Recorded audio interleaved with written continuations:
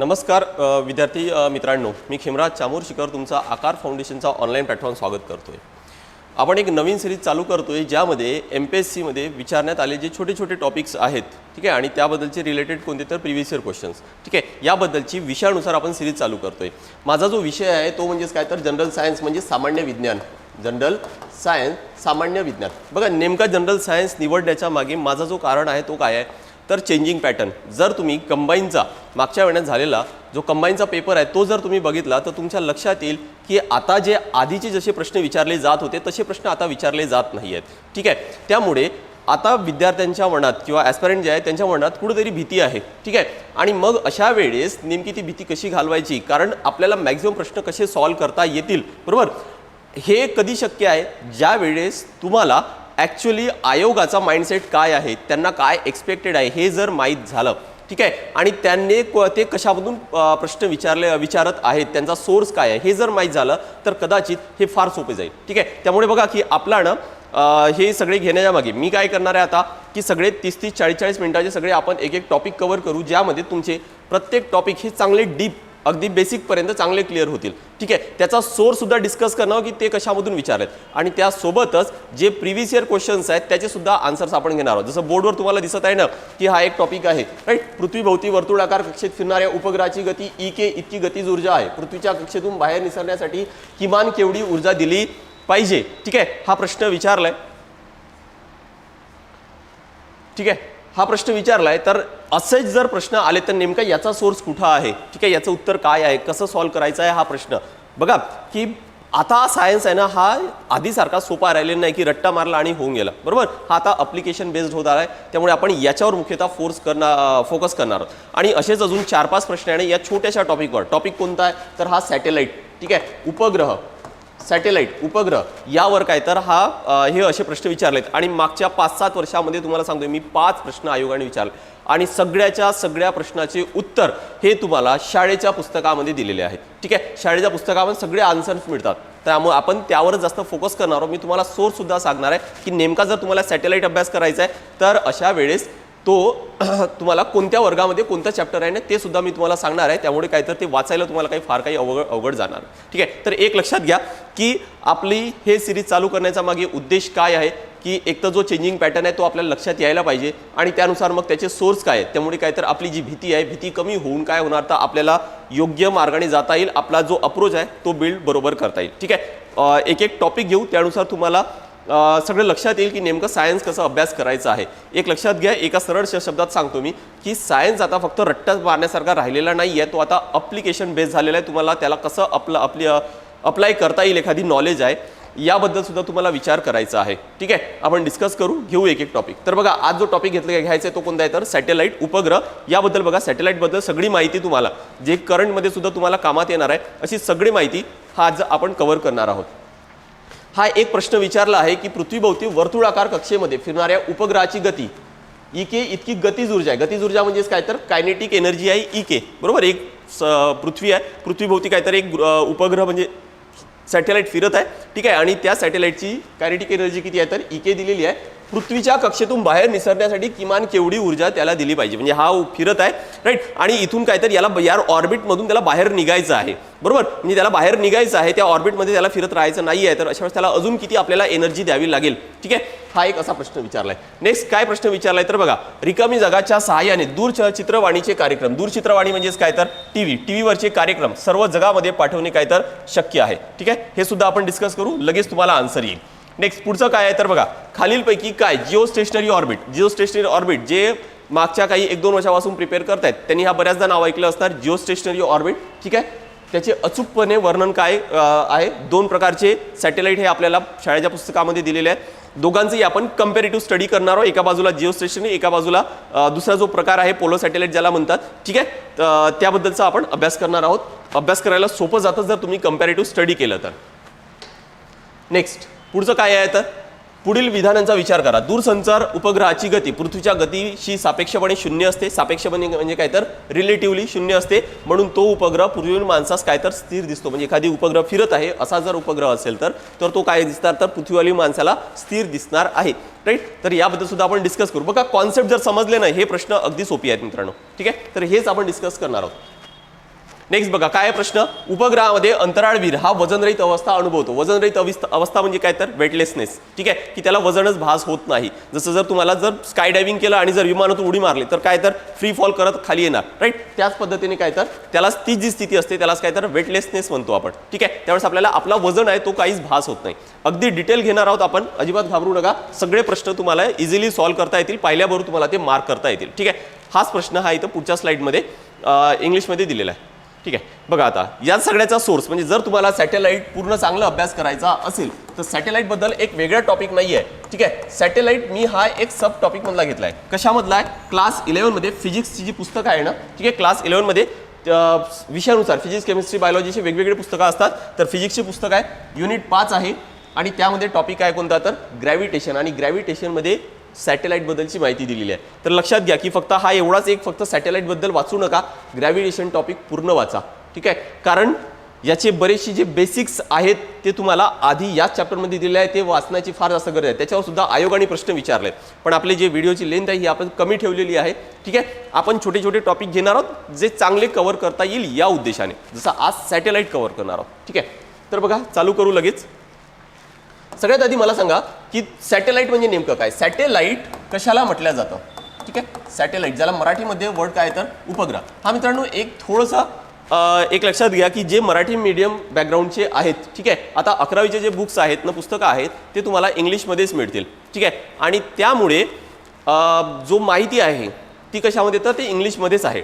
थोडं ट्रान्सलेट करायला टाईम लागेल कदाचित. ठीक आहे, पण सध्या तरी माहिती ही कशामध्ये आहे तर 11 वर्गातलाच असल्यामुळे ते सगळी इंग्लिशमध्येच आहेत. ठीक आहे, पण मी मराठीमध्ये समजून सांगतोय, जमेल तर त्याचे नोट्स काढून ठेवा, ते तुम्हाला फार मदत होणार आहे. बघा सॅटेलाइट म्हणजे काय तर उपग्रह. उपग्रह कशाला म्हणतात तर कोणताही जर एक ग्रह असेल, बरोबर, जसं पृथ्वी आहे, पृथ्वी हा एक ग्रह आहे आणि त्याच्या भोवती जर दुसरा एखादी कुठला तरी कोणती एखादी वस्तू जर फिरत असणार तर मग अशा वेळेस त्याला काय म्हटलं जातं तर उपग्रह म्हणतात. त्यालाच काय म्हणतात तर सॅटेलाइट.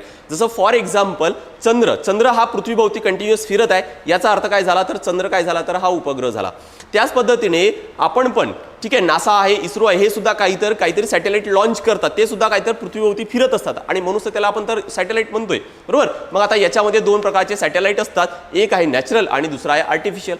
नॅचरल सॅटेलाइट म्हणजे कोणतं तर मून, जसं पृथ्वीचं कोणतं आहे तर चंद्र आहे, हा काय तर नॅचरल सॅटेलाइट आहे, नैसर्गिक आहे उपग्रह. ठीक आहे, पण बाकीचे आपण जे लॉन्च करतोय ना ते कोणते आहे तर ते आर्टिफिशियल आहे. आपल्याला आर्टिफिशियलच शिकायचं आहे, कारण जो नॅचरल सॅटेलाइट त्याबद्दलची माहिती तुम्हाला जॉग्राफीमध्ये होणार आहे. तर आपल्याला काय घ्यायचं आहे आता, आर्टिफिशियल सॅटेलाइट जे आहेत, ठीक आहे, कृत्रिम उपग्रह, ते कसे लॉन्च केले जातात, ते कसे फिरतात, त्याची वेलॉसिटी काय असते, ह्या सगळ्या गोष्टीची माहिती आपल्याला आज घ्यायची आहे. काय दिले बघा, the objects which revolve around the earth are called earth satellites. ठीक आहे, मी तुम्हाला बेसिक तर कॉन्सेप्ट सांगितलाय. चंद्र हा फक्त एक नॅचरल सॅटेलाइट पृथ्वीचा, हा पण आपल्याला माहिती आहे. ठीक आहे, आता बघा की जे आर्टिफिशियल सॅटेलाइट्स आहेत, आर्टिफिशियल सॅटेलाइट्स म्हणजे काय की जे सॅटेलाइट्स हे मानवाद्वारे सोडले जातात आणि ते पृथ्वीभोवती किंवा दुसऱ्या कुठल्या ग्रहाभोवती फिरत असतील, त्याला काय म्हणू तर आपण आर्टिफिशियल सॅटेलाइट्स. आता या सॅटेलाइटची जे पिरियड ऑफ रिव्हॉल्युशन आहे, पिरियड ऑफ रिव्हॉल्युशन म्हणजे काय की लेट्स से सपोज हा अर्थ आहे आणि त्याच्या भोवती जर काय फिरत आहे, एखादी सॅटेलाइट फिरत आहे, तो एक रिव्हॉल्युशन म्हणजे एक असा राऊंड पूर्ण करण्यासाठी, एक चक्कर पूर्ण करण्यासाठी त्याला किती वेळ लागत आहे त्याला काय म्हणतात तर पिरियड. त्याला काय म्हणतात तर टाइम पिरियड. ठीक आहे, किंवा पिरियड म्हणू आपण, काय म्हणू त्याला मराठीमध्ये काल. ठीक आहे, त्याला काय म्हणू आपण तर काल. आता ते प्रत्येक सॅटेलाइटचे काय असतात तर ते वेगवेगळे असतात. आता हे यासाठी कारण काय असणार की ते प्रत्येकाचा जो टाइम आहे तो वेगवेगळा का असेल तर ऑब्व्हियस आहे की कोणता जोरात फिरणार आहे, कोणता फास्ट फिरणार आहे, तर कोणता काय तर स्लो फिरणार आहे. आणि याच्यामुळे काय होईल तर त्यांचा जो टाइम पिरियड आहे तो काय तर कमी जास्त असणार आहे. मग असं ठेवण्याची का गरज आहे असंही जरी आपण विचार केला तर प्रत्येक सॅटेलाइटचा जो पर्पज आहे ना तो पर्पज काय असतो तर वेगवेगळा असतो. प्रत्येक सॅटेलाइट हे सारख्याच कामासाठी लॉन्च केलेलं नाहीये. सगळे सॅटेलाइट टीव्हीसाठी कामासाठी येणार आहेत असं पण नाहीये. काही गुगल मॅपसाठी म्हणजे नकाशे आहेत, त्यासोबत काही आर्मी एअरफोर्स आहेत त्यांसाठी त्यांच्या नकाशासाठी असणार आहे, म्हणजे काही ठिकाणी सर्व्हेलन्ससाठी यूज केले जातात. ठीक आहे, तर असे वेगवेगळे यूज असतात सॅटेलाइटचे. जसं बघा इथं नेव्हिगेशन आहे, सर्व्हेलन्स आहे, कम्युनिकेशन आहे, लुकिंग इनटू स्पेस आहे किंवा मॉनिटरिंग द वेदर, अशा बऱ्याच कारणासाठी काय तर सॅटेलाइट लॉन्च केले जातात. आणि त्या कारणानुसार मग त्याची काय असेल तर त्याची ऑर्बिटल वेलॉसिटी वेगळी असेल आणि त्याचा काय तर जो टाइम पिरियड आहे फिरण्याचा तो सुद्धा काय असेल तर वेगळा असेल. ठीक आहे, एक कॉन्सेप्ट, बेसिक कॉन्सेप्ट सांगतोय मी फक्त, अगदी आपला जो general day to day life मधल्याच गोष्टी आहे. ठीक आहे, लहानपणी सर्वांनी हे असं काहीतरी केलं असणार की ज्याला एखादी दगड आहे, दगडाला काय केलं तर एक दोरी बांधली आणि दोरी काय तर ते फिरवत आहेत, राईट, या पद्धतीने. आता इमॅजिन करा की माझा जो हात आहे ना, माझा हात काय आहे बघा, इथून फक्त कॉन्सेप्ट समजून घ्या की एकदा जर तुम्हाला हे जर लक्षात आले तर तुम्हाला मी गॅरंटी देतोय की सॅटेलाइट समजायला फार काही कठीण जाणार नाहीये. ठीक आहे, बघा काय आहे की सपोज माझा हात जो आहे ना, माझे हे हात इमॅजिन करा की हा ग्रह आहे किंवा पृथ्वी आहे आणि हा जो दिसतोय ना, हा इमॅजिन करा की हा सॅटेलाइट आहे. आता याला जर मला फिरवत ठेवायचा आहे तर मला काय काय आपल्या फोर्स अप्लाय करावा लागेल. बघा मी काय करतोय की ज्या वेळेस प्रत्येक पॉईंटवर जात आहे, ठीक आहे, हा ज्या पॉईंटवर जाणार आहे त्या ठिकाणी काय होणार तर या बाजूला अशी फोर्स अप्लाय करणार. ठीक आहे, आणि एक फोर्स कोणता असेल तर हा दोरीच्या बाजूला आहे ना, तो एक फोर्स अप्लाय असणार आहे. ठीक आहे, त्यामुळे लक्षात घ्या की हा काय असणार तर हा प्रत्येक ठिकाणी कोणत्या ठिकाणी गेलं तरी पण त्या ठिकाणी 2 फोर्स अप्लाय होत असतात. ठीक आहे, हे याचाच कॉन्सेप्ट हा कशामध्ये आहे तर हा सेंट्रिपिटल फोर्स ज्याला म्हणतात. ठीक आहे, त्याच्यामध्ये सेम कॉन्सेप्ट आहे, हाच म्हणजे काय तर सेंट्रिपिटल फोर्स आहे. आपण कधीतरी ज्यावेळेस व्हिडिओ असा रेकॉर्ड करू सेंट्रिपिटल फोर्स आणि सेंट्रिफ्युगल फोर्स, त्यावेळेस अजून आता हे चांगलं डिस्कस करणार आहोत. ठीक आहे, आता दुसरी एक गोष्ट तुम्हाला काय लक्षात ठेवायचं तर बघा, ज्या वेळेस मला या ठिकाणी या सॅटेलाइटला फिरवत ठेवायचं आहे तर मला एक सफिशियंट वेलॉसिटी द्यावी लागणार आहे, याची काहीतरी वेलॉसिटी ठेवावीच लागणार आहे. अदरवाईज काय होईल की जर मी याची जर वेलॉसिटी जर कमी केलं तर काय होणार तर बघा, हा फिरणार आहे का त्या ऑर्बिटमध्ये फिरणार आहे का, हा त्या ऑर्बिटमध्ये फिरणार नाही जर वेलॉसिटी कमी केली.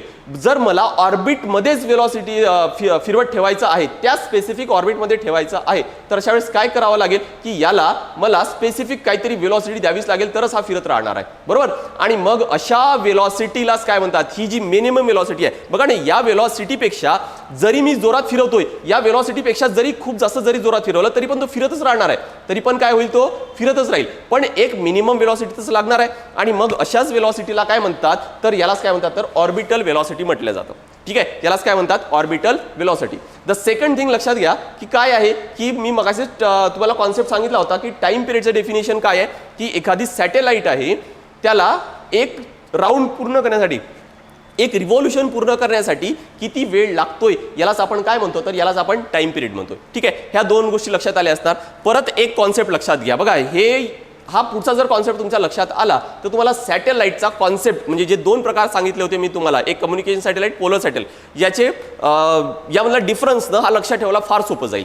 बघा काय आहे की जर मी एवढ्या अंतरावर याला पकडून असं फिरवतोय तर मला एक काहीतरी वेलॉसिटी द्यावी लागत आहे, तर काय होणार तर हा फिरत राहणार, बरोबर. या वेलॉसिटीपेक्षा जर कमी केलं तर अशा वेळेस काय होईल तर हा फिरत राहणार नाही, हा खाली येऊन जाईल, बरोबर. पण आता मी काय करतोय याचा ना डिस्टन्स वाढवतोय, याचा काय केलं आता मी डिस्टन्स वाढवलं, तर मग अशा वेळेस मला एक्झॅक्टली तेवढीच वेलॉसिटी द्यावी लागेल असं नाही, मला काय करावं लागणार आहे आता अशा वेळेस कमी वेलॉसिटी जरी दिलं ना तरी पण चालेल. याचा अर्थ काय होतंय तर बघा की डिस्टन्स वाढला तर वेलॉसिटी कमी केलं तरी पण फिरत आहे ते, बरोबर, तरी काय होणार तर फिरत आहे. पण जर जेवढा जास्त तुम्ही जवळ पकडणार आहात, हे जेवढं जास्त जवळ पकडणार त्यावेळेस तेवढं काय कराल तुम्हाला जोरात ते फिरवावं लागणार आहे. बस एवढं लक्षात ठेवा की जवळ पकडलाय ना, डिस्टन्स जर जवळ आहे, पृथ्वीपेक्षा जर जवळ आहे ना सॅटेलाइट, तर अशा वेळेस वेलॉसिटी जास्त असणार आहे. आणि दूर असेल तर मग अशा वेळेस काय असेल तर ऑर्बिटल वेलॉसिटी ही कमी राहिली तरी पण चालेल. ठीक आहे, बघा आता एवढा फक्त कॉन्सेप्ट क्लिअर ठेवा. 2 फॉर्म्युले इथं शाळेच्या पुस्तकात दिलेले आहे, ऑर्बिटल वेलॉसिटी आणि टाइम पिरियडचा. यांचं डेरिवेशन सुद्धा दिलं आहे, आपल्याला अजिबात काही कामाचं नाहीये, फक्त एवढे थोडे पाठ करून घ्या. मागे पुढे एखादी वेळेस काय तर एखादी न्यूमरिकल विचारला जाऊ शकतो, अजूनपर्यंत तरी विचारले गेलेलं नाही आहे. ठीक आहे, ऑर्बिटल वेलॉसिटीचा फॉर्म्युला काय √gm divided by r+a. g म्हणजेच काय तर हा युनिव्हर्सल कॉन्स्टंट आहे, ग्रॅव्हिटेशनल कॉन्स्टंट आहे. m म्हणजे काय, कॅपिटल M म्हणजे मास ऑफ अर्थ, r म्हणजे रेडियस ऑफ अर्थ आणि h म्हणजे काय तर हाईट, की तो किती उंचीवर आहे. ठीक आहे, त्यासोबतच r म्हणजे radius of earth, small g म्हणजेच काय तर ॲक्सेलरेशन ड्यू टू ग्रॅव्हिटी, म्हणजे g ची व्हॅल्यू किती असते जनरली 9.8 आणि r+h आत्ताच सांगितलं इथं तेच इथं पण आहे. टाइम पिरियडचा फॉर्म्युला काय इथं 2π, पायची व्हॅल्यू आपल्याला माहित आहे. ठीक आहे, √r+h³ डिवायडेड बाय gm, किंवा दुसरा एक फॉर्म्युला काय तर 2π √r+h³ डिवायडेड बाय gr². ठीक आहे, हे थोडे जे कॉन्स्टंट्स आहेत किंवा जे व्हेरिएबल्स आहेत हे थोडंसं लक्षात ठेवा की काय आहेत, कोणते आहेत. ठीक आहे, नेक्स्ट बघू आपण. तुम्हाला काय सांगितलं मी की 2 प्रकार आहेत सॅटेलाइटचे. ते 2 प्रकार कोणते तर एक कम्युनिकेशन सॅटेलाइट असतो आणि दुसरं काय असतो तर पोलर सॅटेलाइट असतं. बघा, कम्युनिकेशन सॅटेलाइट म्हणजेच कोणते सॅटेलाइट असणार आहे जे कम्युनिकेशनसाठी यूज केलं जातं. जसं फॉर एक्झाम्पल टीव्ही आहे, टीव्हीचा सॅटेलाइट कुठं असतं बरं, इमॅजिन करा की टीव्हीचा सॅटेलाइट जर जवळ ठेवला तर तो एरिया जो आहे ना तो कमी कव्हर करणार आहे, बरोबर. टीव्हीचा सॅटेलाइट जर पृथ्वीपासून जर जवळ असेल तर तो एरिया काय काय होईल तर एरिया कमी कव्हर करेल. याच्यामुळे काय करायला लागेल त्याला आपल्याला दूर ठेवावं लागणार आहे. यामुळे काय तर त्याला लक्षात घ्या की याला दूर ठेवावं लागेल. पण विचार करा की दुसरा सॅटेलाइट कोणता आहे, पोलर सॅटेलाइट. पोलर सॅटेलाइटमध्ये जनरली कोणते सॅटेलाइट असतात तर ज्यामुळे ना जवळून काय तर फोटोज काढायचे आहेत, फोरकास्टिंग आहे, वेदर फोरकास्टिंग आहे, ठीक आहे, किंवा सर्व्हिलन्स आहे, असे जे सॅटेलाइट आहे ते कोणते असणार तर ते पोलर सॅटेलाइट असणार आहेत. बरोबर का, कारण जवळून आपल्याला काय करायचे तर फोटो काढायचे आहेत. म्हणजे याची हाईट काय असेल तर याची हाईट कमी असणार आहे, याची हाईट काय असेल तर हाईट काय असेल याची हाईट जी आहे ना, हाईट काय असेल तर जास्त असेल तर याची हाईट काय असणार तर कमी असणार आहे. बरोबर. आता याची हाईट जर जास्त असेल तर जस्ट आता थोड्या वेळ आधी मी तुम्हाला सांगितलं होतं की मग वेलॉसिटी किती आहे, मग या ठिकाणी वेलॉसिटी किती असणार तर कमी असेल तर याची वेलॉसिटी किती असणार तर जास्त असणार आहे. बघा हे तुम्हाला कॉन्सेप्ट, बेसिक कॉन्सेप्ट आहे, अजिबात यात काही वेगळं नाही आहे. हे आपल्या नेहमीचे आहेत, पण आपण फक्त काहीतरी विचार कधी केलेला नाही, फक्त तेवढं लहानपणी फिरवलंय एवढंच फक्त आहे, पण याबद्दल कधी काही विचार केलेला नाही. राईट, एवढं फक्त लक्षात ठेवा. आता बघा की कम्युनिकेशन सॅटेलाइट ही कुठं असतात तर इक्वेटोरियल प्लेन. आपल्याला माहिती आहे की जर असं जर पृथ्वी असेल तर हा मधला काय असतो तर इक्वेटोरियल. ठीक आहे, या इक्वेटोरवरच काय तर तो फिरत असतो, या इक्वेटर भोवतीच काय तर तो फिरत असणार आहे. ठीक आहे, याची हाईट किती आहे तर बघा कम्युनिकेशन सॅटेलाइटची जी हाईट आहे ती किती आहे 36,000 किलोमीटर. आयडियल नंबर आहे मित्रांनो. ठीक आहे, 36,000 किंवा 36,000 समथिंग जर असेल तर तोच मार्क करायचा आहे. पण हे लक्षात घ्या की ही जी हाईट आहे ना ही फिक्स आहे. हे काय तर बऱ्याच ठिकाणी म्हणजे हे काय तर एक आयडियल नंबर आहे, एवढंच असतं. 36,000 असेल किंवा 36,000 समथिंग असेल, ठीक आहे, थोडं फार कमी जास्त असेल, पण हाईट कम्युनिकेशन सॅटेलाइटची ही एवढीच असते. तर मग त्यासोबतच पोलर सॅटेलाइटची हाईट किती असणार आहे, ऑब्व्हियस आहे, हे जवळ आहेत तर काय असेल तर 500 किलोमीटर ते 800 किलोमीटर एवढीच फक्त हाईट असणार आहे. ठीक आहे, पोलर सॅटेलाइट कुठं फिरतात, हे पोल्सवर फिरतात. पोल्स म्हणजे कोणते पोल, एक नॉर्थ पोल आहे, इकडे साऊथ पोल आहे, तर हे असे फिरतायत काय तर असे पोल्सवर फिरत असतात. ठीक आहे,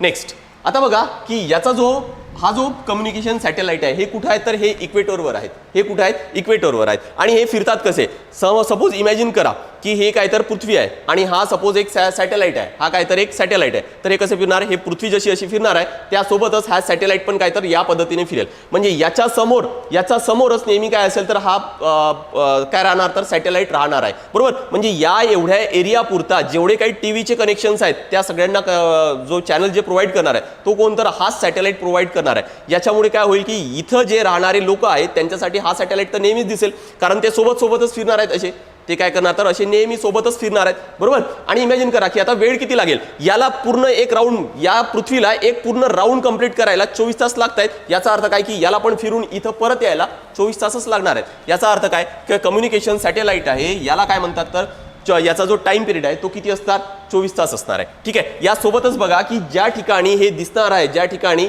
ज्याच्या समोर हे राहणार आहे त्यासमोर नेहमीच राहणार आहे हा सॅटेलाइट. ठीक आहे, दिसत का नाही, कारण हा 36,000 किलोमीटरवर आहे त्यामुळे आपल्याला इझिली बघता येत नाही. ठीक आहे, पण हा नेहमी काय तर कॉन्स्टंट राहणार आहे या लोकांसाठी. बरोबर. या पृथ्वीच्या एवढ्या भागासाठी काय तर हा स्टेशनरी राहणार आहे आणि म्हणून काय म्हणतात याला जिओ स्टेशनरी म्हणतात. आणि पृथ्वी सोबतच फिरतो त्यामुळे त्याला काय म्हणतात तर जिओ सिंक्रोनस सॅटेलाइट सुद्धा म्हटलं जातं. ठीक आहे, नेक्स्ट बघा की याचं यूज काय कुठं होतं, period of revolution of polar satellite is nearly. आता हा कुठं आहे, हा तर जवळ आहे ना, हाईट कमी आहे त्यामुळे हे किती असणार जवळपास 85 मिनिट असणार आहे. पृथ्वीचे एका दिवसात तो किती तर 16 चक्कर मारणार आहेत. राईट, आता डिपेंड करतं. आता लक्षात घ्या की इथं हे 24 तास आणि हे 36,000 हे फिक्स आहेत, हे आयडियल नंबर आहेत, हेच पाठ करायचे आहेत. पोलर साईडची सॅटेलाइटची हाईट तर फिक्स नाही आहे ना, याच्यामुळे जो टाइम आहे तो सुद्धा काय तर तो सुद्धा फिक्स नाही आहे. हे पाठ करायचं नाही आहे, पाठ हे करायचं, याच्यावरच प्रश्न विचारले जाणार, यावर प्रश्न विचारले जाणार नाही. ठीक आहे, नेक्स्ट याचा यूज कुठं होतो, कम्युनिकेशन सॅटेलाइट कुठं होणार तर जसं फॉर एक्झाम्पल टीव्ही आहे बघा, टीव्ही ट्रान्समिशन आहे, टेलिफोन आहे, रेडिओ वेव्ह आहे. ठीक आहे, या ठिकाणी काय तर ज्या ज्या ठिकाणी कम्युनिकेशन आहे त्या ठिकाणी काय तर या सॅटेलाइटचा यूज होणार आहे.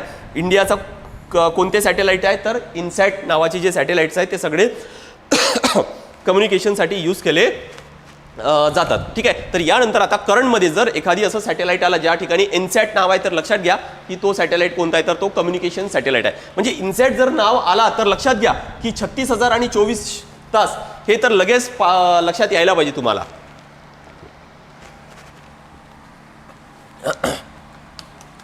नेक्स्ट पोलर सॅटेलाइट मग कुठं यूज केले जातात. पोलर सॅटेलाइट सांगितलं मी तुम्हाला की ते कमी हाईटवर आहेत आणि कमी हाईटवर असेल तर मग कशासाठी यूज केले जातात तर वेदर फोरकास्टिंग आहे, सर्व्हिलन्स आहे. बरोबर, अशा गोष्टींसाठी काय तर हा पोलर सॅटेलाइट यूज केला जातो. बघा फोरकास्टिंग आहे, मेट्रोलॉजिकल आहे, ठीक आहे. त्यानंतर ॲस्ट्रॉनॉमिकल ऑब्झर्वेशन आहे आणि सोलर रेडिएशनचं स्टडी करण्यासाठी वगैरे काय तर मग हे पोलर सॅटेलाइट्स यूज केले जातात, ठीक आहे. तर हे 2 प्रकार लक्षात घ्या. मी तुम्हाला बेसिक सांगितलं सॅटेलाइट कसं काम करतात ते, ठीक आहे. नेक्स्ट आता बघा की नेमके प्रोजेक्शन कसं केलं जातं, सॅटेलाइट कसं लॉन्च केलं जातं, ठीक आहे. सॅटेलाइट नेमके कसे लॉन्च करतात.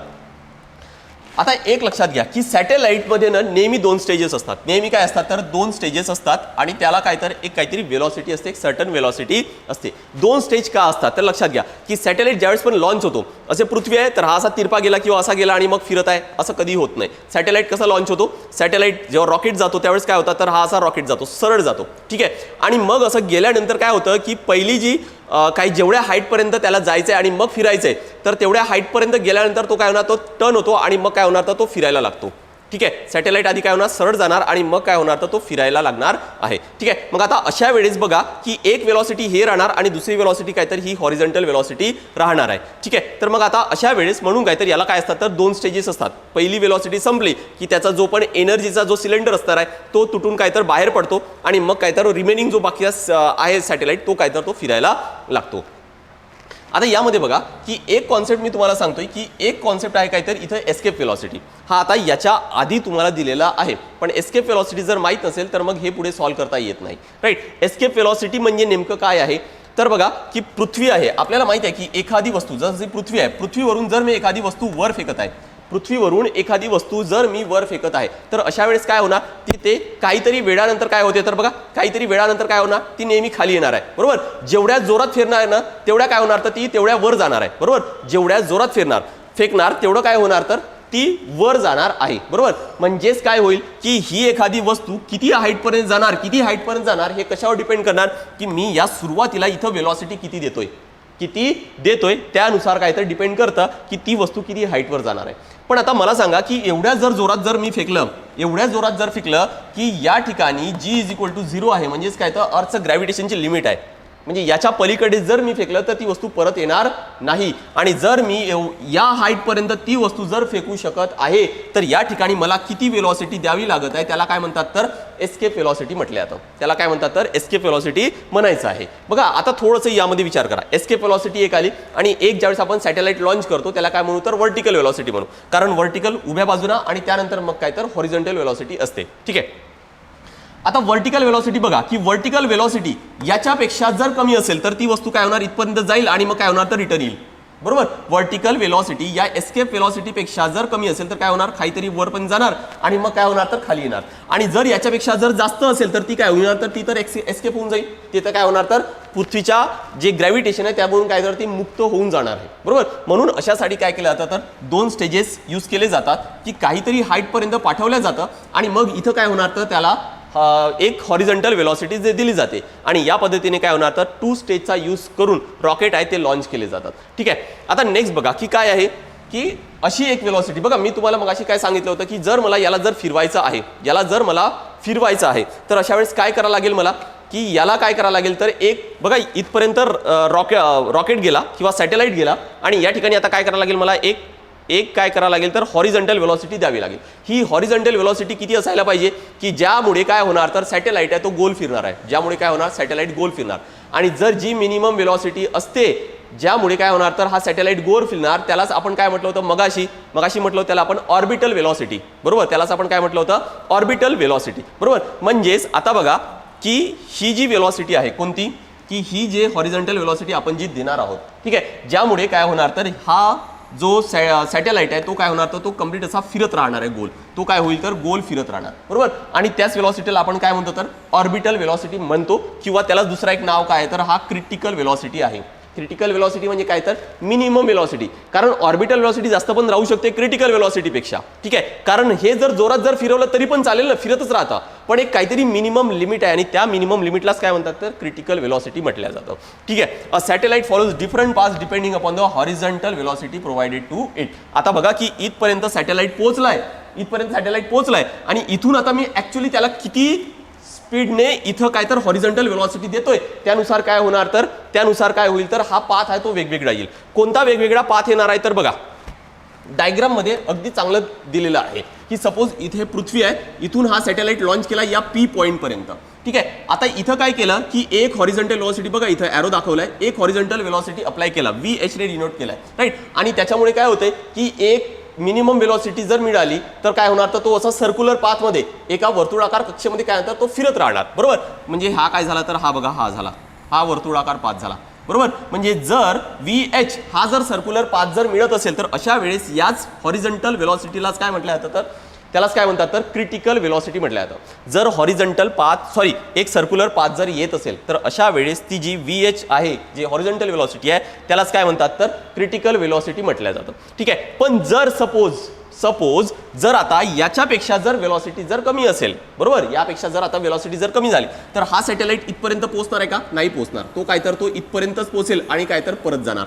बरोबर, आणि पण याच्यापेक्षा जर जास्त झालं, या हॉरिझॉन्टल व्हेलॉसिटीपेक्षा जर जास्त व्हेलॉसिटी असेल तर तो काय ना, तो असा दूरपर्यंत येईल. बरोबर, तो काय होणार, असा दूरपर्यंत येणार आहे. पण ती हॉरिझॉन्टल व्हेलॉसिटी काय असेल तर बघा की ती एस्केप व्हेलॉसिटीपेक्षा कमी असायला पाहिजे. अदरवाईज एवढ्या जोरात जर फेकलं की एस्केप व्हेलॉसिटी एवढी जर हॉरिझॉन्टल व्हेलॉसिटी असेल तर तो काय होणार, मग असा बाहेर निघून जाईल. अजून जास्त जर जोरात फेकला तर तो काय होणार, अजून मोठा पाथ घेईल आणि तो काय तर तो एस्केप होऊन जाणार आहे. बघा, मग आता अशा वेळेस बघा अजूनपर्यंत याच्यावर तर प्रश्न विचारला नाही, पण मागे पुढे विचारण्याची फार जास्त शक्यता आहे की ज्या वेळेस बघा की हॉरिझॉन्टल व्हेलॉसिटी क्रिटिकल व्हेलॉसिटी एवढं असतं तर कोणता पाथ असणार, तर हा सर्क्युलर पाथ असणार आहे. ठीक आहे. ज्या वेळेस हॉरिझॉन्टल व्हेलॉसिटी क्रिटिकल व्हेलॉसिटीपेक्षा जर कमी असेल तर हा पाथ कोणता आहे, या पाथला म्हणतात काय तर इलिप्टिकल पाथ म्हटलं जातं. ठीक आहे. त्यासोबतच जर हॉरिझॉन्टल व्हेलॉसिटी क्रिटिकल व्हेलॉसिटीपेक्षा जर जास्त असेल पण एस्केप व्हेलॉसिटीपेक्षा जर कमी आहे तर अशा वेळेस काय असणार, परत इलिप्टिकल पाथच आहे, पण तो मोठा आहे बघा. ठीक आहे. त्यानंतर हॉरिझॉन्टल व्हेलॉसिटी आणि एस्केप व्हेलॉसिटी जर सारखं असेल तर पाथ कोणता आहे, हा पॅराबोला आहे. आणि जर त्यापेक्षा जर जास्त असेल तर मग पाथ कोणता आहे, तर तो हायपरबोला आहे. ठीक आहे. हे वर्ड्स तेवढे लक्षात ठेवा, यावर MCQ विचारण्याची फार जास्त शक्यता आहे. ठीक आहे. यासोबत अजून एक पॉईंट लक्षात घ्या की जर इथं एक इलिप्टिकल पाथ आहे आणि हा एक इलिप्टिकल पाथ आहे. ठीक आहे. या ठिकाणी बघा की जर मी हा छोटावाला जर कन्सिडर केला तर या पॉईंट पासून हा जो पॉईंट आहे अर्थ पासून पॉईंट P आहे, हा सगळ्यात जास्त डिस्टन्स आहे बघा, या पाथवर सगळ्यात जास्त डिस्टन्स आहे. आणि म्हणून या P पॉईंटला काय म्हटलं जातं, तर अपोजी म्हणायचं आहे. याला काय म्हणतात, तर अपोजी म्हणायचं आहे. आणि जर तुम्ही जर मोठा जर पाथ जर कन्सिडर केला तर मग अशा वेळेस हाच P पॉईंट सगळ्यात जवळ आहे, त्याला काय म्हणतात, तर मग त्याला मग पेरिजी म्हणायचं आहे. ठीक आहे. आय होप मित्रांनो की तुम्हाला हा जो सॅटेलाइट आहे कसं लॉन्च करतात आणि त्याच्यानुसार त्याला पाथ कोणतं मिळणार आहे, सर्क्युलर मिळणार की इलिप्टिकल मिळणार की पॅराबोला की हायपरबोला, हे सगळं काय तर यावरून क्लिअर होतंय. ठीक आहे. पण हे लक्षात घ्या की सॅटेलाइट लॉन्च करताना दोन स्टेज असणार, एक काय तर ही व्हर्टिकल व्हेलॉसिटी आणि नंतर काय तर हॉरिझॉन्टल व्हेलॉसिटी. नेक्स्ट पुढचा जो टॉपिक आहे काय तर यामधलाच बघा, वेटलेसनेस इन सॅटेलाइट. फार इम्पॉर्टंट टॉपिक आहे, यावर आयोगाने प्रश्न विचारलेला आहे. ठीक आहे. मी इथं काय करतोय, लिफ्टचा इथं एक एक्झाम्पल दिलाय ना, तोच काढतोय. ते समजण्यासाठी जास्त सोपी आहे आणि मग त्यावरून आपण सॅटेलाइटवरचा पण प्रश्न सॉल्व्ह करू. ठीक आहे. सपोज एक लिफ्ट आहे, लिफ्टमध्ये तुम्ही उभे आहात, राईट. आता लिफ्टमध्ये जर तुम्ही उभे आहात तर अशा वेळेस काय होत आहे, जी पहिली जी डायग्राम काढलेली आहे ती सगळ्यात सुरुवातीची पोझिशन आहे, म्हणजे सगळ्यात ग्राउंड लेवलवर आहे. इथून काय तर लिफ्टची बटन दाबली आणि आता काय होणार, ते सुरुवात होणार आहे. आता काय होईल, सुरुवात होईल. मग आता जर सुरुवात होत आहे तर या ठिकाणी बघा की कोणकोणते फोर्सेस अप्लाय होत आहे. ही आता ग्राउंड लेवलवर आहे, बरोबर. कोणकोणते फोर्स अप्लाय होत आहे, तुम्ही खालच्या बाजूला काय होत आहे तर फोर्स अप्लाय करताय आणि तो फोर्स किती असणार, तर M×G, बरोबर ना. फोर्सचा फॉर्म्युला काय, M×A, बरोबर. MA, F=ma, न्यूटनचा सेकंड लॉ नुसार, बरोबर. MA. पण आता इथं एच्या जागी काय रिप्लेस करावं लागेल आपल्याला, आपण पृथ्वी आपल्याकडे ओढत आहे त्यामुळे एला काय केलं आपण, ऍक्सेलरेशन ड्यू टू ग्रॅव्हिटीने रिप्लेस केला, बरोबर. पण काय खड्डा पडलाय काय जमिनीला, नाही पडलाय. का, कारण सेम फोर्स वरच्या बाजूने पण अप्लाय होत आहे आणि त्यालाच काय म्हणतात, तर नॉर्मल म्हटलं जातं. त्याला काय म्हणतात, नॉर्मल म्हटलं जातं. ठीक आहे. आता इथं ना हे थांबलेली आहे, बरोबर. त्यामुळे ऍक्सेलरेशन किती असणार, तर या ठिकाणी ऍक्सेलरेशन म्हणजे जो त्वरण आहे तो किती असेल, तर तो 0 असणार आहे, राईट. सेम या कंडिशन मध्ये बघा की इथं पण एक फोर्स इथं अप्लाय होणार. आता लिफ्ट जस्ट स्टार्ट झाली, बरोबर. इथं खालच्या बाजूने mg तर अप्लाय होणार आणि वरच्या बाजूने n तर अप्लाय होईल, बरोबर. हा याला काय म्हटलं आपण, नॉर्मल म्हटलंय. आणि बघा की आपला जो वजन असतो, आपल्याला वजन किती भास होतो, तर तो किती भास होतो, जेवढा हे एनची व्हॅल्यू असणार आहे ना तेवढंच काय तर आपल्याला वजन भास होतं. यामध्ये कोणी जर आपल्याला ओढलं ना तर आपल्याला वाटेल की काय होत आहे, तर आपला वजन वाढला म्हणून. असं का वाटते बघा की लिफ्ट ज्यावेळेस जस्ट स्टार्ट होत आहे, जस्ट स्टार्ट झाली वर जायला, त्यावेळेस आपल्याला काय तर थोडंसं कोणतरी असं वाटतं की आपलं वजन वाढले किंवा वर कोणतरी ओढत आहे. होत काय आहे की खालच्या बाजूने एक्स्ट्रा फोर्स अप्लाय होत आहेत. आता बरोबर. खालच्या बाजूने काय होत आहे, एक्स्ट्रा फोर्स अप्लाय होत आहे, त्यामुळे काय होणार की आपली पूर्ण बॉडी आहे ना, आपल्या पूर्ण बॉडीवर वरच्या बाजूने फोर्स अप्लाय होईल, यामुळे काय होणार तर एन वाढणार आहे. बरोबर. आता यामध्ये बघा की शून्यपासून वेलॉसिटी आधी शून्य होती, त्यानंतर वेलॉसिटी काहीतरी येणार, म्हणजेच वेलॉसिटीमध्ये बदल झाला, यामुळे काय झालं तर या ठिकाणी काहीतरी ॲक्सेलरेशन राहणार आहे. बरोबर. या ठिकाणी काय होणार तर काहीतरी ॲक्सेलरेशन राहील, ते ॲक्सेलरेशन 0 राहणार नाही. पण आता जर सपोज इथं पण सेम mg अप्लाय होत आहे, इथं एन वरच्या बाजूने अप्लाय होत आहे. ठीक आहे. आता काय होत आहे तर बघा की लिफ्ट आता वर जात आहे कॉन्स्टंट वेगाने. कॉन्स्टंट वेगाने जर जात आहे बरोबर, म्हणजे वेगामध्ये बदल होत नाहीये, तर मग ॲक्सेलरेशन परत किती राहणार तर परत किती राहील तर तो 0 राहील. बरोबर. आणि या ठिकाणी बघा मग या चौथ्या केसमध्ये म्हणजे ज्या वेळेस लिफ्ट आता थांबत आहे, लिफ्ट काय होत आहे तर आता थांबत आली आहे, वर पोहोचत आली आणि आता लिफ्ट थांबणार आहे. बरोबर. लिफ्ट थांबणार आहे तर अशा वेळेस काय होणार की त्याची वेलॉसिटी आहे ती हळूहळू कमी होत जाईल, आणि वेलॉसिटीमध्ये बदल झाला म्हणजे या ठिकाणी सुद्धा काय असेल तर काहीतरी ॲक्सेलरेशन आहे तो असणार आहे. बघा आता यामध्ये आपण काय करणार आहोत की या प्रत्येक केसमध्ये आपल्याला वजन किती भास होतो, कारण मी जसं तुम्हाला सांगितलं की जर ज्यावेळेस स्टार्ट होतो त्यावेळेस वजन काय होणार तर जास्त झाल्यासारखा भास होतो, पण या ठिकाणी वजन काय होणार तर वजन हा कमी झाल्यासारखा भास होतो, आपण हलके झाल्यासारखा भास होतो. एक काम करतो मी या ठिकाणी ॲक्सेलरेशन AU लिहितोय आणि इथं लिहितोय काय तर AD लिहितोय. ठीक आहे. आता बघा की नेमकं किती फोर्स अप्लाय होता या पहिल्या केसमध्ये, नेमका किती फोर्स अप्लाय होत आहे. फोर्सचा फॉर्म्युला काय तर M×A, या पहिल्या केसमध्ये M×A. ठीक आहे. आता या ठिकाणी एक्झॅक्टली टोटल फोर्स किती अप्लाय आहे, एक खालच्या बाजूने आणि एक वरच्या बाजूने आहे. बरोबर. एक खालच्या बाजूने आहे आणि एक काय तर वरच्या बाजूने आहे, आणि डायरेक्शन अपोजिट असल्यामुळे फोर्स हे वेक्टर क्वांटिटी आहे, त्यामुळे काय करू आपण एकाला प्लस देऊ एकाला मायनस देऊ. ठीक आहे. याला जर mg ला मी प्लस घेतलं तर याला मी काय करणार मायनस घेणार. आता दोघांचे ऍडिशन केलं तर काय करू आपण mg मायनस n. बरोबर. आता आपल्याला काय काढायचं नेमकं तर बघा की M×A ची व्हॅल्यू किती आहे तर 0 आहे, त्यामुळे हा जो फोर्स आहे हा तर 0 होईल, म्हणजे mg मायनस n, त्यामुळे n इज इक्वल टू किती येणार तर आन्सर mg. याचा अर्थ काय की n ची व्हॅल्यू किती आली आहे तर mg. याचा अर्थ काय होतो परत की n म्हणजे काय आपल्याला किती वजन भास होणार आहे तर तो किती होणार तर m×g. आपला जेवढा काही वजन आहे ना तेवढंच आपल्याला भास होईल या पहिल्या कंडिशनमध्ये ज्यावेळेस लिफ्ट थांबलेली आहे. पण दुसऱ्या कंडिशनमध्ये बघा किती अप्लाय होतात, किती येणार आहे F is equal to m. इथं ॲक्सेलरेशन AU लिहितोय. ठीक आहे. इथं आता काय करतोय मी mg मायनस n करण्यापेक्षा n मायनस mg करतोय. असं काय असणार आहे कारण वरच्या बाजूने फोर्स जास्त आहे ना, त्यामुळे काय तर मी n आधी घेतला कारण ही व्हॅल्यू मोठी आहे, त्यामुळे आन्सर ना आपलं पॉझिटिव्ह येईल. बरोबर. अदरवाईज काय तर आन्सर निगेटिव्ह आलं असतं. राईट. मग आता अशा वेळेस बघा की n इज इक्वल टू किती येणार, n ची व्हॅल्यू किती येणार MAU, आणि mg पण या बाजूला घेऊन येऊ आपण तर किती येणार ते mg. बघा आता ऍक्च्युली आपला वजन किती भास होणार, आपल्याला किती भास होणार आहे, आपला जेवढा वजन होता तेवढा भास होणार का, त्यापेक्षा जास्त एवढा वजन आपल्याला काय होईल तर भास होणार आहे, आणि म्हणून काय होणार या केसमध्ये आपल्याला वजन जास्त भास होते. राईट. तिसऱ्या केससाठी तुम्हाला सेम फंडा इथं अप्लाय करता येईल, कारण इथं ॲक्सेलरेशन 0 आहे, या ठिकाणी सुद्धा ॲक्सेलरेशन 0च आहे. सेम कंडिशन काय होणार, म्हणून या ठिकाणी आपल्याला जो वजन आहे वजन तेवढाच भास होत असतो. ठीक आहे. आता खरा जो मुद्दा आहे ना तो आपण घेणार आहोत, तो म्हणजेच काय तर वेटलेसनेसचा. हे समजून घ्या. ठीक आहे. वेटलेसनेसचा मुद्दा समजून घेऊ. बघा वेटलेसनेस घ्यायचा आहे आपल्याला या केसमध्ये F is equal to MA, A च्या जागी AD लिहितोय. ठीक आहे. आणि इथं काय लिहू आता तर mg मायनस n. ठीक आहे. मागच्या इक्वेशन नुसार तसंच घ्यायचं. ठीक आहे. आता काय करतोय मी की n ची व्हॅल्यू किती येणार तर n ची व्हॅल्यू हा mg मायनस m×AD. ठीक आहे. आता बघा की या केसमध्ये ज्या वेळेस लिफ्ट थांबत आहे त्यावेळेस आपल्याला किती वजन भास होणार आहे तर आपल्याला किती वजन भास होईल की आपला जो काही वजन आहे ना त्यापेक्षा थोडासा वजन कमी भास होणार, कारण या एक्झॅक्टली या वेटमधून हा एवढा वजन आहे ना तेवढा कमी करावा लागेल, आणि म्हणून काय होईल तर आपल्याला आता वजन आहे तो कमी भास होणार आहे. बघा हाच इक्वेशन लक्षात ठेवा.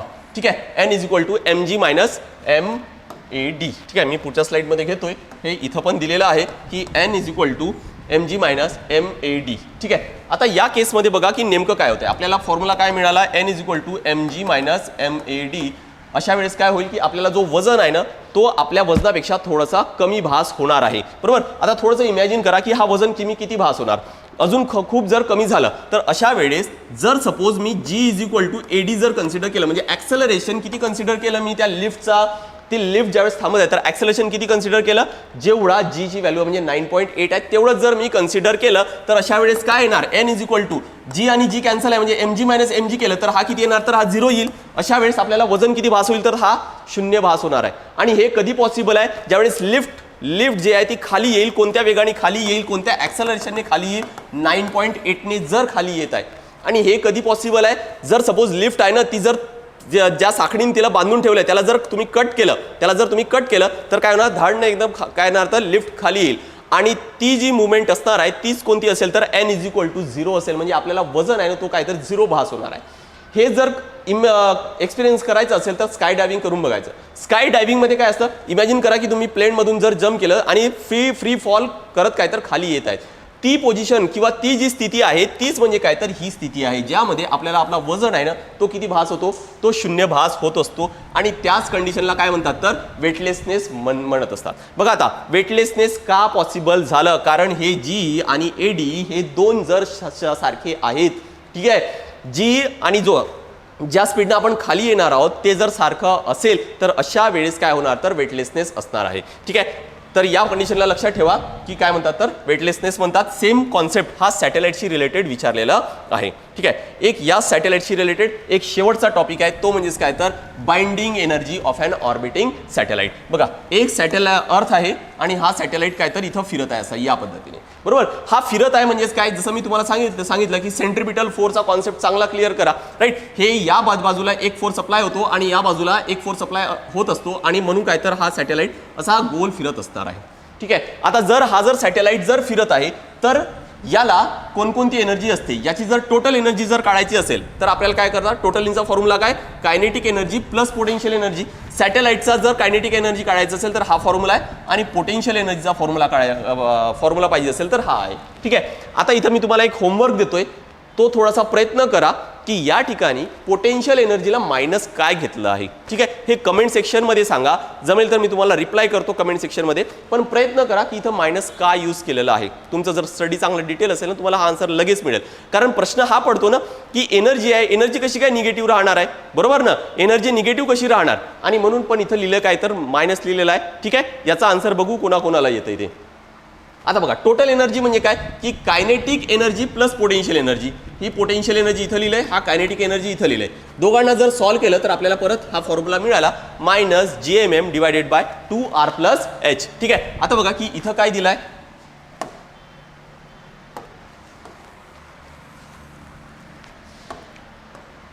हा इथं बघा आता कायनेटिक एनर्जीचा फॉर्म्युला काय, GMM डिवायडेड बाय 2R+H, आणि इथं फक्त काय तर मायनस तेवढा ऍड करायचं आहे म्हणजे काय तर तोच टोटल एनर्जीचा फॉर्म्युला होईल. आता बघा की बाइंडिंग एनर्जी म्हणजे काय, बाइंडिंग एनर्जी म्हणजे काय की हा जो सॅटेलाइट आहे हा पृथ्वीभोवती फिरत आहे, अशा वेळेस काय तर तो कुठल्या तरी फोर्सने बांधून ठेवलाय, बरोबर, कुठल्या तरी फोर्सने काय तर तो बांधून ठेवलाय, त्यालाच काय म्हणतात तर बाइंडिंग एनर्जी म्हटल्या जातं, त्यालाच काय म्हणतात तर बाइंडिंग एनर्जी. आता मला काय करायचंय, या सॅटेलाइटला इथून बाहेर काढायचं, या ऑर्बिटमधून बाहेर काढायचं आणि काय करायचं तर एस्केप करायचं आहे, म्हणजे टू अनबाइंड करायचं आहे. तर अशा वेळेस काय करावं लागेल, मला याला एक्स्ट्रा एनर्जी प्रोव्हाइड करावं लागेल. काय करावं लागेल, एक्स्ट्रा एनर्जी प्रोव्हाइड करावं लागेल.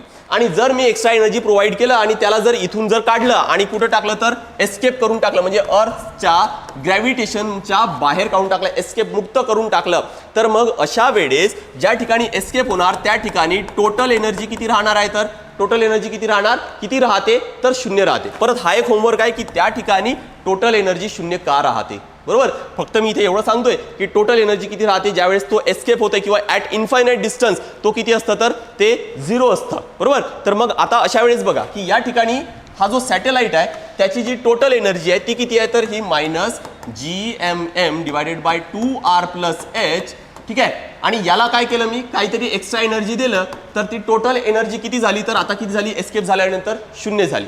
मग आता ही जी एक्स आहे ही म्हणजेच काय तर ही जी आपण एनर्जी जी दिलेली आहे ना ती एनर्जी आहे, राईट. मग अशा वेळेस एक्सची व्हॅल्यू किती येणार, हे सगळं त्या बाजूला घेऊन गेलं, इकडे मायनस आहे तर इकडे काय येणार तर प्लस डिवायडेड बाय 2R+H.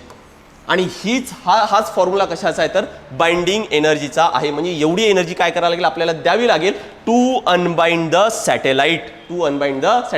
जो बाउंड आहे अर्थशी त्याला काय करायला लागेल आपल्याला अनबाइंड करायचं आहे, तर आपल्याला एक्स्ट्रा एनर्जी द्यायची आहे आणि जी एक्स्ट्रा एनर्जी आपण देणार आहोत त्यालाच काय म्हणतात तर बाइंडिंग एनर्जी म्हटल्या जातं. ठीक आहे, तर हे लक्षात ठेवा मित्रांनो. ठीक आहे, आणि हाच फॉर्म्युला कसाचा आहे बघा, ही जी बाइंडिंग एनर्जी जो फॉर्म्युला आलाय तो फॉर्म्युला आणि कायनेटिक एनर्जी हा फॉर्म्युला तर सारखाच आहे ना. जेवढी कायनेटिक एनर्जी असणार आहे तेवढीच एनर्जी परत द्यायची, म्हणजेच काय होणार तर तो काय होणार तर अनबाइंड होणार आहे. एवढा फक्त कॉन्सेप्ट लक्षात ठेवा आणि थोडासा तेवढा फक्त फॉर्म्युला लक्षात ठेवा. बाकी प्रश्न सॉल्व्ह करायला मग काय तर सोपी आहे. बघा प्रिव्हियस इयर क्वेश्चन्स आता जो आपण टॉपिक घेतला ना त्यावरचाच प्रश्न आहे की पृथ्वीभोवती वर्तुळाकार कक्षेत फिरणाऱ्या उपग्रहाची गती किती आहे, तर ई के इतकी गतीज ऊर्जा आहे. म्हणजे कायनेटिक एनर्जी किती आहे, तर ई के आहे. मला वाटतं की आता तुम्हाला हा नक्की प्रश्न सॉल्व्ह करता येईल की कायनेटिक एनर्जी किती आहे, ई के आहे. पृथ्वीच्या कक्षेबाहेर निसरण्यासाठी किमान केवढी ऊर्जा दिली पाहिजे. अरे किती दिली पाहिजे, आत्ता सांगितलं होतं की त्याला बाहेर निघायचं आहे म्हणजेच काय करावं लागेल, आपल्याला जेवढी कायनेटिक एनर्जी आहे ना तेवढी परत द्यावी लागेल. म्हणजेच काय, तर ही जी ई के आहे ना एवढीच एनर्जी परत आपल्याला द्यावी लागेल. तर काय होणार, तो सॅटेलाइट अनबाइंड होईल. तो काय होणार, तर तो ॲट इन्फायनाइट डिस्टन्स चालला जाईल. आणि म्हणून या प्रश्नाचं उत्तर काय येणार, ई के येणार आहे. जस्ट आधी जो आपण टॉपिक घेतलाय, कधीचा प्रश्न आहे हा, राज्यसेवा प्रिलिम 2015चा प्रश्न आहे. ठीक आहे. नेक्स्ट पुढचं काय आहे तर बघा, रिकामी जगाच्या सहाय्याने दूरचित्रवाणीचे कार्यक्रम सर्व जगामध्ये पाठवणे शक्य आहे. TV programs can be transmitted all over the world with the help of. कोणते सॅटेलाइट असतात, तर ते टीव्ही प्रोग्राम कोणत्या सॅटेलाइटमुळे पाठवलं जातं, तर त्यालाच काय म्हणतात, तर कम्युनिकेशन सॅटेलाइट. कम्युनिकेशन सॅटेलाइट म्हणजेच कोणते सॅटेलाइट आहेत ज्याला जिओ स्टेशनरी किंवा जिओ सिंक्रोनस सॅटेलाइट म्हटलं जातं. बरोबर, ज्याची हाईट 36,000 किलोमीटर असते आणि ज्याचा जो टाइम पिरियड आहे तो किती असतो, तो 24 तास असतो. हे एवढ्या गोष्टी पाठच करायचं आहे. काय येणार यामध्ये आन्सर, तर हा जिओ स्टेशनरी सॅटेलाइट. बाकी कोणतेही ऑप्शन्स आहेत ते योग्य नाहीत. आन्सर काय येणार, तर फक्त ए ओनली, एवढं फक्त आन्सर आहे. बघा सगळे शाळेच्या पुस्तकामध्ये दिलेले आहेत आन्सर्स. ठीक आहे. नेक्स्ट, खालीलपैकी जिओ स्टेशनरी ऑर्बिट चे अचूकपणे वर्णन करा. जिओ स्टेशनरी ऑर्बिट म्हणजे काय, की ज्या ऑर्बिटमध्ये जिओ स्टेशनरी सॅटेलाइट फिरत आहे. काय आहे जिओ स्टेशनरी, 36,000 समुद्र सपाटीपासूनची उंची. हां, मगाशी मी तुम्हाला हे नाही सांगितलं होतं की 36,000 नेमकं कुठून मोजायचे आहेत, ते कुठून मोजायचे आहेत, तर समुद्र सपाटीपासून सी लेवलपासून मोजायचं आहे. तिथपासूनची उंची किती, तर 36,000 किलोमीटर. व एक कक्षा परिभ्रमणास किती तास लागतात, तर 24 तास लागत असतात. ठीक आहे. हे आपण कॉन्सेप्ट सोबत समजून घेतलेलं आहे मित्रांनो. ठीक आहे, हे लक्षात घ्या. का त्याला जिओ स्टेशनरी किंवा जिओ सिंक्रोनस का म्हणतात आणि 24 तासच का लागत आहेत, हे सगळं आपण डिटेल घेतलेलं आहे. ठीक आहे. इक्वेटोरियल प्लेनवर फिरत असतात, हे एक लक्षात ठेवा. नेक्स्ट, दूरसंचार उपग्रहाची गती पृथ्वीच्या गतीशी काय, तर सापेक्षपणे आहे. म्हणजेच काय, the speed of telecommunication satellite relative to earth is 0. Relative to earth म्हटले जिओ स्टेशनरी सॅटेलाइट. परत सांगतोय, कम्युनिकेशन सॅटेलाइट कसा फिरतो, हा सपोज सॅटेलाइट आहे, हे पृथ्वी आहे, हे कसे फिरतात, हे सोबतच फिरतात, असे सोबतच फिरतात. आणि म्हणून पृथ्वीला पण 24 तास लागणार, याला सुद्धा काय, तर 24 तास लागणार. याचा अर्थ काय, की याच्यासोबत याचा जो वेग आहे ना याच्याशी रिलेटेड बघा, की इथून ज्यावेळेस जो पण बघणार आहे त्याला काय, तर तो तर स्टेबल वाटणार. का, कारण काय आहे, तर तो त्यासोबत काय, तर सिंक्रोनस आहे. आणि म्हणून काय म्हणता येईल, की हा द स्पीड ऑफ सॅटेलाइट हा रिलेटिव्हली काय, अर्थ सोबत हा फिरत आहे, पण या अर्थसाठी तो फिरत आहे का, तो फिरत नाही आहे, तो सोबतच जात आहे. याचा अर्थ काय, तर हा बरोबर आहे. Hence it appears to be stationary to the person on the earth. बघा इथं जो व्यक्ती असणार आहे त्यासाठी हा सॅटेलाइट काय, तर स्टेशनरीज दिसणार आहे ना. बरोबर, काय करेल, तर स्टेशनरीज दिसेल. राईट. हे का, हा हेन्स म्हटलंय म्हणजेच काय, तर त्यामुळे किंवा म्हणून. ठीक आहे. आता आन्सरमध्ये बघा, both the statements are false. False आहे का, नाही आहेत. A is true and is a reason of B. हा, ए बरोबर आहे, बी पण बरोबर आहे. आणि याचा ऍक्च्युली काय, तर खरा तर हा ए जो आहे ना तो काय, तर कारण आहे. त्यामुळे दुसरा जो आहे ना तो काय असेल, तर तो बरोबर असणार आहे. हा, इथं काय दिले, A is true and not a reason of B. Reason आहे तो. ठीक आहे. आणि A is correct, B is not, हा तर येणार नाही. त्यामुळे आन्सर काय येणार, सेकंड जो पर्याय आहे ना, की विधान अ बरोबर आहे आणि बी ची काय, तर कारणी मीमांसा आहे. नेक्स्ट, पुढचा जो प्रश्न आहे तो काय, उपग्रहामध्ये अंतराळवीर हा वजनरहित अवस्था अनुभवतो. बघा आता वजनरहित अनुभवायचं असेल तर त्यासाठी काय असतं, तर एक लक्षात घ्या मित्रांनो, की हा जो आहे हा आपल्याला अनुभव होतो. राईट. हे जी आणि एडी हे दोन्ही पण सारखे होतात. त्यामुळे मी mg मायनस mg जर लिहिलं तर हेच किती होणार, तर n इज इक्वल टू 0 होईल. आणि यावेळेसच काय होणार, तर वजनरहित अवस्था आपल्याला अनुभवायला मिळणार आहे. पर्यायामध्ये काय काय दिले, तर बघा, उपग्रहाच्या आतील पृष्ठभागातून अंतराळवीरावर प्रयुक्त होणारे बल काय असतं, तर 0 आहे. म्हणजे सॅटेलाइट जो ॲस्ट्रॉनॉट आहे त्याच्यावर जो बल अप्लाय करणार आहे तो किती आहे, तो 0 आहे. असं कारण आहे का, हा कारण नाही. ठीक आहे. अंतराळवीर व उपग्रहाचा पृष्ठभाग एकमेकाकडे आकर्षिले जाते. राईट. हा पण कारण नाही आहे. आकर्षिले जाते तर मग तर फोर्स दिसायला पाहिजे. बरोबर. नेक्स्ट, अंतराळवीर हा कोणत्याही गुरुत्वीय बलाने आकर्षिला जात नाही. तो काय होता, तर तो आकर्षिला जातोय. ॲक्च्युली जो न्यूटनचा ग्रॅव्हिटेशनचा कॉन्सेप्ट आहे तो नीट वाचून घ्या, की प्रत्येक गोष्ट एकमेकांकडे आकर्षिले जाते, त्यालाच ग्रॅव्हिटेशन म्हणतात. ठीक आहे. वरीलपैकी कोणतेही नाही. आता हे सगळे चुकले, त्यामुळे आन्सर काय येणार, तर वरीलपैकी कोणतेही नाही. आन्सर कोणतं येणार आहे, तर हा इकडे चौथा पर्याय आहे काय तर फक्त ड आहे, तो काय असेल तर तो बरोबर असणार आहे. ठीक आहे, तर हा एक प्रश्न होता बघा, कशावरचा होता? वेटलेसनेसवरचा होता. कॉन्सेप्ट जर क्लिअर असेल, मी तुम्हाला परत सांगतोय की कॉन्सेप्ट पुस्तकामध्ये दिले, पण अप्लिकेशन बेस्ड क्वेश्चन्स हे आपल्याला सॉल्व्ह करता यायला पाहिजे. यापुढे असेच जास्त प्रश्न असणार आहेत. ठीक आहे, आय होप की तुम्हाला लक्षात आलं असेल की आपण या सिरीजमध्ये, हाच तो इंग्लिशमध्ये प्रश्न होता की या सिरीजमध्ये आपण नेमके काय करणार आहोत की सायन्सचे प्रत्येक असे जे छोटे छोटे टॉपिक आहे विथ प्रिव्हियस इयर क्वेश्चन्स ते आपण कव्हर करू आणि त्यांचे सोर्स सुद्धा डिस्कस करणार आहोत. जसं मी सांगितलं की 11 वर्गातला फिजिक्सची जी पुस्तक आहे त्यामध्ये 5वा चॅप्टर आहे ग्रॅव्हिटेशन, तो पूर्ण वाचून काढा मित्रांनो, कारण तो इम्पॉर्टंट टॉपिक आहे, त्यावर अजूनही काही प्रश्न विचारलेले आहेत. ठीक आहे, तर आज आपण इथंच थांबूया. पुढच्या व्हिडिओच्या वेळेस, पुढच्या लेक्चरच्या वेळेस, पुढच्या सेशनच्या वेळेस परत भेटू आणि असंच एखादी टॉपिक आपण छान डिस्कस करू. Thank you very much.